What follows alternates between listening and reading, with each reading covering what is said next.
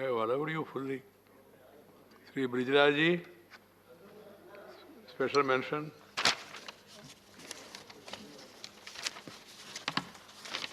धन्यवाद सभापति महोदय।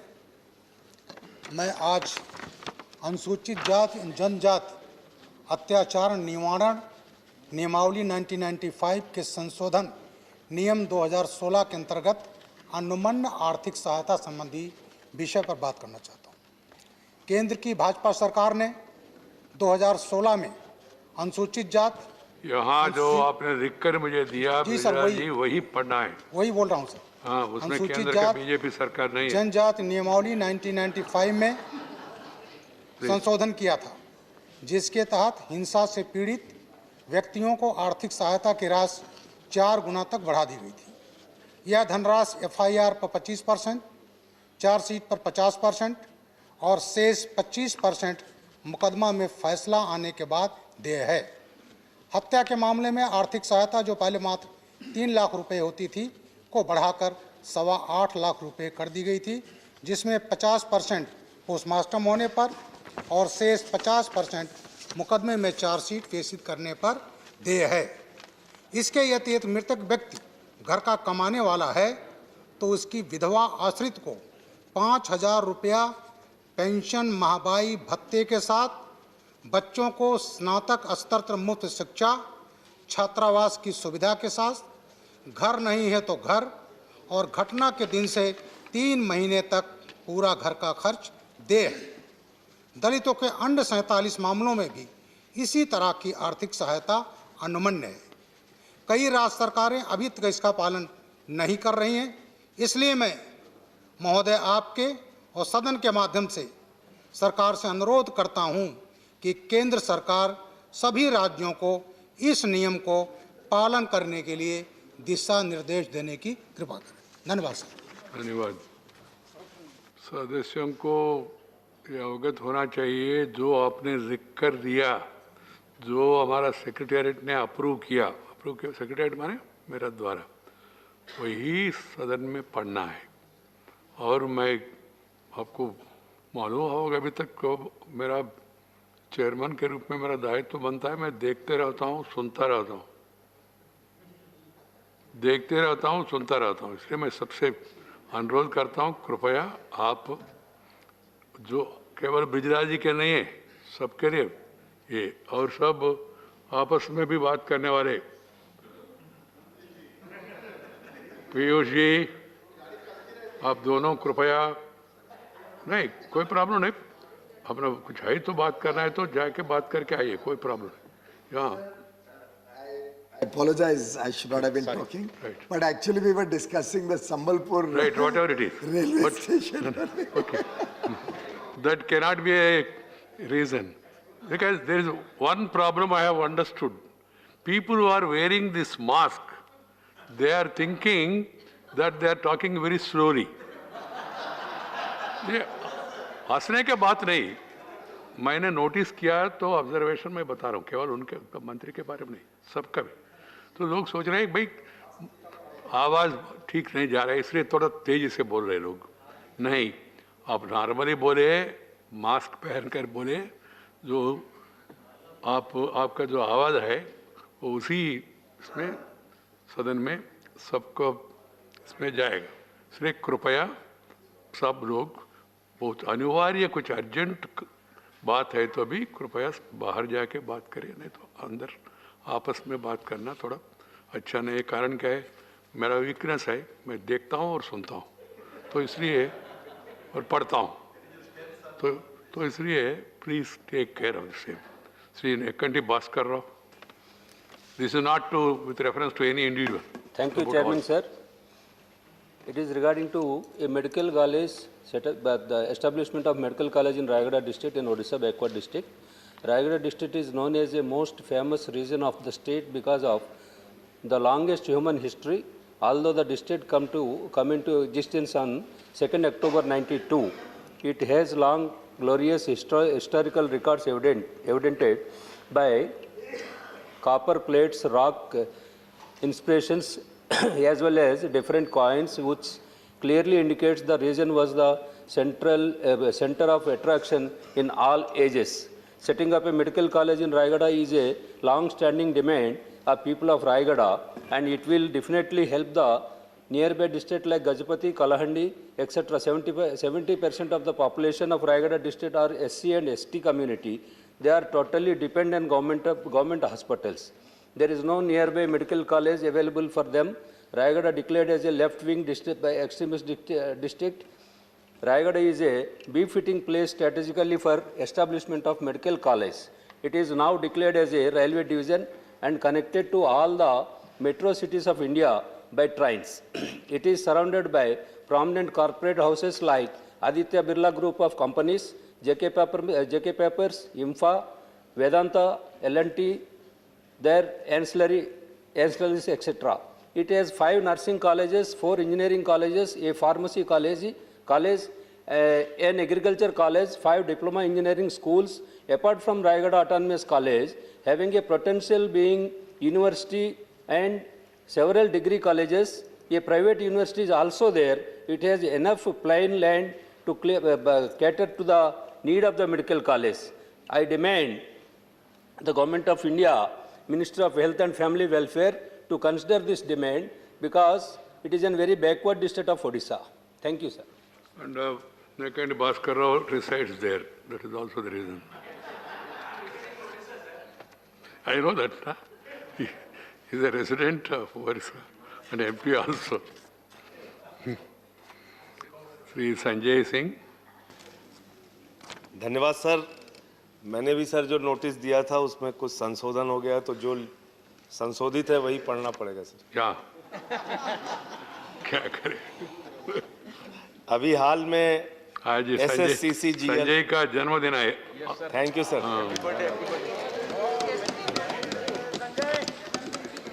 धन्यवाद सर। चलो अभी हाल में सर सस्मित जी का भी है सर। सस्मित का भी। हाँ, सस्मित पात्रा जी का भी। चलो अभी हाल में SSCCGL के ऑनलाइन सर्वर धीमे हो जाने के कारण कई अभ्यर्थी फॉर्म भरने से वंचित रह गए। वहीं जिनकी कुछ परीक्षाएं संपन्न भी हुई, उनके प्राप्तांकों एवं प्रशिक्षण कार्यक्रमों की घोषणाओं में भी कई अनियमितताएं उभर कर आई हैं। कर्मचारी चयन आयोग के द्वारा भी वर्ष 2017, 2018 एवं 2019 से लंबित कई रिक्तियों को अभी तक भरा नहीं गया है। किसी में परीक्षा होना बाकी है, तो किसी का परिणाम आना बाकी है, तो किसी की नियुक्ति होना बाकी है। महोदय, मैं आपके माध्यम से अनुरोध करूंगा सरकार से कि ये एक गंभीर विषय है। युवाओं में नौकरी पाने की होड़ तथा इसके जवाब के रूप में सरकारों की रूखी प्रतिक्रिया को उजागर करता है। केंद्र सरकार से अनुरोध है कि सरकार भर्तियों की ओर अधिक ध्यान दे। धन्यवाद माननीय। धन्यवाद। ये किसका है? CGHS ना? SSC नहीं, किसका अंदर आते हैं? Education sir. ठीक, मैं एक बार इसको अध्ययन करूँ। DOPT होगा मेरे ख्याल से। चलो, श्रीमती छाया वर्मा। धन्यवाद सर। सर, मेरा विषय है धान से उत्पादित बायोएथेनॉल का मूल्य शीरा, शक्कर, शुगर से उत्पादित एथेनॉल के समान दर तय करने हेतु। सर, केंद्र सरकार के जैव ईंधन नीति के प्रावधान के तहत छत्तीसगढ़ सरकार अतिरिक्त धान से बायोएथेनॉल उत्पादन करने हेतु अग्रसर है। राज्य सरकार द्वारा केंद्र से धान से उत्पादित बायोएथेनॉल की क्रय को बढ़ावा देने के लिए राष्ट्रीय जैव ईंधन समन्वय समिति से धान आधारित बायोएथेनॉल के विक्रय मूल्य को शीरा, शक्कर, शुगर और सिरप से उत्पादित एथेनॉल का एक समान मूल्य दर तय करने हेतु अक्टूबर 2019 में केंद्र सरकार को प्रस्ताव भेजकर आग्रह किया था, जिसमें धान से उत्पादित बायोएथेनॉल वाणिज्यिक आधार पर लाभप्रद बना रहे। पर छत्तीसगढ़ सरकार के प्रस्ताव पर अभी तक केंद्र सरकार द्वारा सार्थक कदम नहीं उठाया गया है। अतः सदन के माध्यम से मेरी मांग है कि छत्तीसगढ़ सरकार के प्रस्ताव को स्वीकार करते हुए धान से उत्पादित बायोएथेनॉल का मूल्य दर शीरा, शक्कर, शुगर और सिरप से उत्पादित एथेनॉल के समान मूल्य तय करने हेतु आवश्यक कदम उठाएं। धन्यवाद सर। धन्यवाद। एसोसिएट वाले नाम भेजना है लिखकर। श्री अगला श्री किरोड़ी राज मीना जी। माननीय सभापति जी, राजस्थान के करीबन 13 जिलों के लिए प्रस्तावित पूर्वी राजस्थान नहर परियोजना ERCP का पुनः सर्वे कराकर वंचित क्षेत्र को प्रोजेक्ट में शामिल कर राष्ट्रीय परियोजना घोषित किया जाने के संबंध में। राजस्थान एक ऐसा प्रदेश है जहां देश के कुल भूभाग का 10.41% यानी कि 3.42 लाख वर्ग किलोमीटर भूभाग है। यहाँ पर मात्र 1% बरसात होती है, जबकि देश के जल संसाधनों का मात्र 1% हिस्सा ही राजस्थान को प्राप्त है। उसमें भी देश की संपूर्ण फ्लोराइड आबादी प्रभावित आबादी में से 53% राजस्थान में रहती है। इस दृष्टि से राज्य सरकार ने केंद्र को करीबन 13 जिलों की सिंचाई एवं पेयजल के लिए एक महत्वपूर्ण परियोजना ERCP प्रस्तावित की है, जिसमें दौसा, करौली, सवाईमाधोपुर, धौलपुर, अलवर, टोंक, भरतपुर, जयपुर ग्रामीण के महत्वपूर्ण बांधों को नहीं जोड़ा गया है, जिसके कारण ये जिले पूरी तरह से लाभान्वित नहीं हो पाएंगे। ERCP की DPR, CWC की गाइडलाइन और अंतर्राज्यीय जल अनुबंध के अनुसार तैयार की गई है। फिर भी MP ने इस परियोजना पर CWC में विवाद खड़ा कर दिया है। अतः आग्रह है कि अंतर्राज्यीय नियंत्रण मंडल की 13वीं बैठक की पालना कराई जाए तथा राजस्थान सरकार से आग्रह किया जाए कि प्रोजेक्ट के संबंध में खुद की लागत राशि जो अब तक तय नहीं की गई है वो तय की जाए और प्रोजेक्ट के संबंध में खुद की राशि तय करते हुए कुन्नू, पार्वती, कालीसिंध नदी के पानी के डाइवर्जन को लेकर मध्य प्रदेश सरकार से NOC प्राप्त कर केंद्र में HPSC के विचारार्थ निर्धारित पत्रों में प्रस्तुत करें। मांग है कि पुनः सर्वे कर वंचित क्षेत्र को जोड़ने के उपरांत इसे राष्ट्रीय परियोजना घोषित किया जाए। धन्यवाद जी। श्री विजय पाल सिंह तोमर। धन्यवाद माननीय सभापति महोदय। मैं हस्तिनापुर को श्री कृष्ण सर्किट में समावेश करने के संबंध में मेरा विषय है। महोदय, मेरठ जिला मुख्यालय से 38 किलोमीटर दूर हस्तिनापुर है, जो महाभारत काल से कौरवों की राजधानी के लिए प्रसिद्ध है।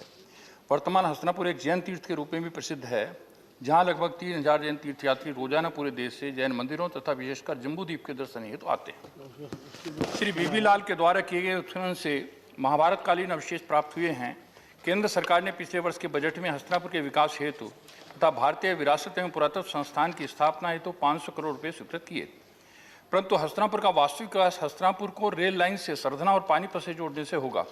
पानीपत से कुरुक्षेत्र तक पहले से रेलवे लाइन से मौजूद है होने से हस्तिनापुर तथा कुरुक्षेत्र जुड़ जाएंगे।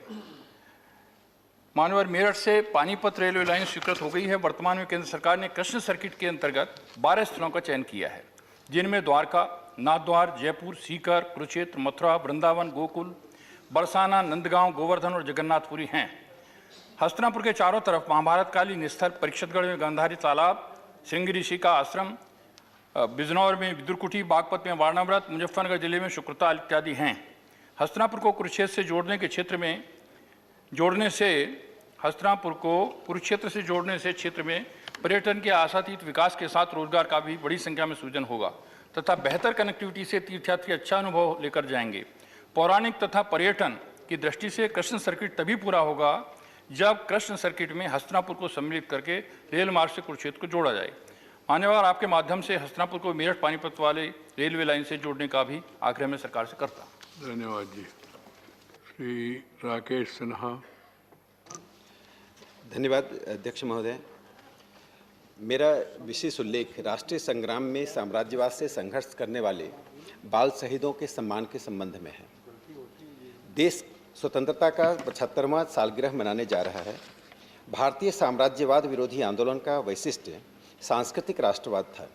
इसके कारण राष्ट्रवाद के भाव का संचार समाज के सभी तबकों एवं आयु वर्गों के बीच सहजता के साथ हुआ। आंदोलन का बुनियाद भारत माता के गौरव को पुनर्स्थापित करना था। इसी सांस्कृतिक चेतना ने भारतीय स्वतंत्रता आंदोलन को दुनिया के दूसरे साम्राज्यवादी आंदोलनों से अलग और विशिष्ट रूप प्रदान करता है। इसी खासियत का हिस्सा अल्प आयु के बच्चों का साम्राज्यवाद विरोधी संघर्ष में अग्रणी भूमिका थी। गौरतलब यह है कि उनमें परिपक्वता और राष्ट्रीयता की समझ असाधारण थी। पटना सचिवालय पर तिरंगा फहराने के संकल्प में 11 अगस्त 1942 को जिन 7 सेनानियों ने शहादत दी, उनमें 4 उमाकांत सिन्हा, रामानंद सिंह, राम गोविंद और देवीपद 9वीं कक्षा के छात्र थे। 2 राजेंद्र और सतीश झा 10वीं कक्षा के छात्र थे।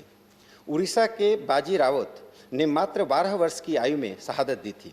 इसी आयु में असम में तलेश्वरी बरुआ ने शहादत प्राप्त किया। महाराष्ट्र के शिशिर कुमार मेहता की आयु 15 वर्ष थी जब वे शहीद हुए। असम की कनक लता बरुआ ने 17 वर्ष और खुदीराम बोस ने 18 वर्ष की आयु में राष्ट्र के लिए प्राणोत्सर्ग किया। ऐसा सैकड़ों उदाहरण हैं। वे सभी हमारे प्रेरणा और राष्ट्रवादी ऊर्जा के स्रोत हैं। मेरी सरकार से मांग है कि 75वें सालगिरह पर बाल स्वतंत्रता सेनानियों के संबंध में ओरल हिस्ट्री के तहत जानकारियां एकत्रित कर उनके लिए एक राष्ट्रीय संग्रहालय बनाया जाना चाहिए। प्रकाशन विभाग, राष्ट्रीय अभिलेखागार और नेशनल बुक ट्रस्ट तीनों को परस्पर समन्वय के साथ इन बाल शहीदों पर मोनोग्राफ का प्रकाशन करना चाहिए। उनके प्रति हमारी सच्ची श्रद्धांजलि होगी। धन्यवाद। Good good associate important subject है। Professor Manoj Kumar Jha. Thank you, Honorable Chairman, sir. I must express my gratitude for allowing me to raise this demand, which is demand for instituting in central universities Bhagat Singh Chair for the study of Indian democratic cultures and values. So, Shahid Bhagat Singh is venerated in all political streams of thought in India. The astounding spirit of martyrdom of this young revolutionary during the anti-colonial movement resides in the heart of every free Indian today. Yet, unfortunately, Bhagat Singh's ideas espousing the cause of universal brotherhood are little understood, sir. Bhagat Singh was a keen observer and a sharp commentator on the most burning questions that confronted India. In his brief life, he wrote extensively how independent India could transform itself into a truly egalitarian society. He scrutinized Indian society and national leadership with utmost candidness and with deep empathy. Instituting a chair in his name in every central university in India would enable a systematic study and development of Bhagat Singh's philosophical ideas and their programmatic content. The chair would work towards translation of the writings of Bhagat Singh and dissemination of the same throughout the country. Eminent scholars occupying the chair will encourage scholars to organize seminars, symposia, in which Bhagat Singh's contribution to Indian thought on social transformation can be deliberated upon. In addition, the chair professors may be endowed with the ability to take up and guide research evaluating the working of democracy in contemporary India within the framework of his frame of civic and humanitarian nationalism. They should research and document the impact of Bhagat Singh's ideas on democratic politics, including non-party activist and democratic culture in India. I demand thus, sir, from the government to institute Bhagat Singh Chair in all the central universities. Thank you very much, sir. Jai Hind. Associate Rector Srimati Jarna Das Vaidya. Ma'am. Thank you, sir. Sir, my special mention is not paying minimum wages amounts to forced labor. I want to express my concern about the quota of increase in the wage rate of Mahatma Gandhi National Rural Employment Guarantee Act. In Andhra Pradesh and Telangana, increase in wages by a measure from existing 237 to 245 a day. Not paying minimum wages in public works amount forced labor. It is well known that the widespread disruption of economic activity caused due to COVID-19 pandemic has forced many people to turn to Manrega in rural India. This insufficient increase in wage rate that can only be termed as measure does little to enhance relief or provide respite during the ongoing economic crisis.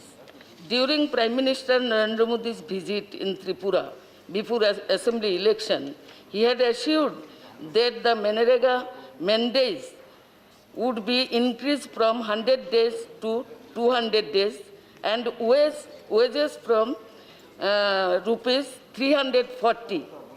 The government has not fulfilled their demands and only 15 to 16 mandates are given to the workers across the state. I urge the central government to reverse the decision and appeal to the state government to support tribal farmers in the state. I demand enhance of Manrega employment to 200 days to each household, payment of minimum wages under Minimum Wages Act and increase in the budgetary allocation to Manrega. Thank you. Shri Raju Satav. धन्यवाद सभापति महोदय। एक महत्वपूर्ण विषय यहाँ पर रखने का आपने मौका दिया। मेरा विषय है बॉम्बे हाईकोर्ट का नामांतरण मुंबई हाईकोर्ट में बदलने की मांग। महाराष्ट्र राज्य के सांसद के रूप में मैं बॉम्बे हाईकोर्ट का नाम बदलकर मुंबई हाईकोर्ट करने का मुद्दा यहाँ पर उठाता हूँ। मुंबई शहर का नाम मुंबा देवी के नाम से है और हवाई अड्डा, university, international map, official communication में सभी जगह पर मुंबई है। लंबे समय से प्रलंबित हमारी ये बॉम्बे हाईकोर्ट का नाम मुंबई करने की हमारी मांग है और वर्तमान में ये प्रस्ताव पेंडिंग है। इस मामले को गंभीरता से विचार करने के लिए सदन के माध्यम से सरकार से मेरी मांग है और लॉ मिनिस्टर भी यहाँ पर है सर, आप थोड़ा निर्देश देंगे तो हो जाएगा। बहुत धन्यवाद।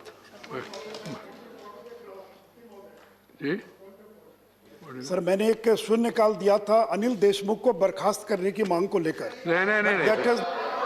I have not permitted you, Sushil Modi ji. Shri Ravi Shankar Prasad ji, please. You don't want you want publicity. If you have not allowed him, what is your problem? It is not going on record.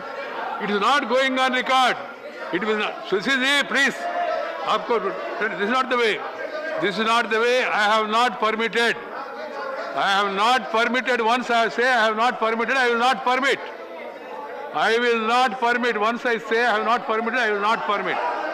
No. This is not the way. Please. Yesterday also we lost the precious time. I appeal to all, please sit down. No, this is not the way. No, please. No slogans in the house. The same thing will be done by others. Then you will have problem. Dushyant. No. This is not going. Nothing is going on record. Nothing is going on record. Shri K.C. Ramamurthy. Shri K.C. Ramamurthy. एक कुछ record में नहीं जाएगा।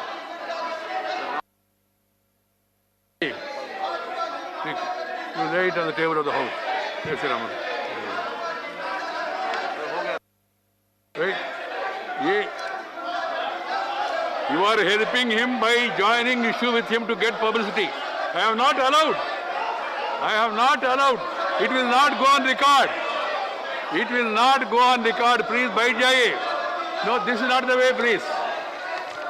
आप लोग बैठ जाइए, please. ये कोई पद्धति नहीं है. सब लोग बैठ जाइए, भाई. What is happening? I have not allowed means I have not allowed. And I said it will not go on record. What else you want? अभी कुछ चाहिए तो बताइए.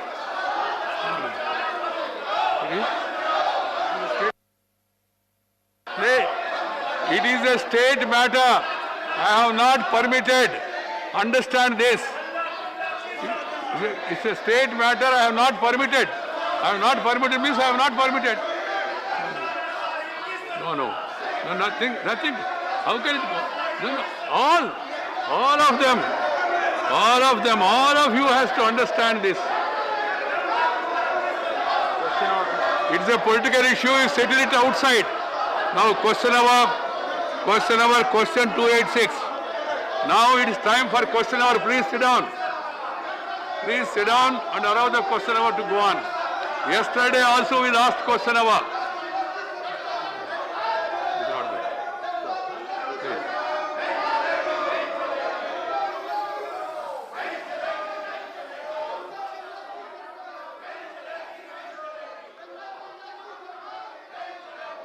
प्लीज बैठ जाओ अपनी जगह पर। कोई चीज आपकी रिकॉर्ड पर नहीं जा रही है। Question number 286 Shri P Bhattacharya.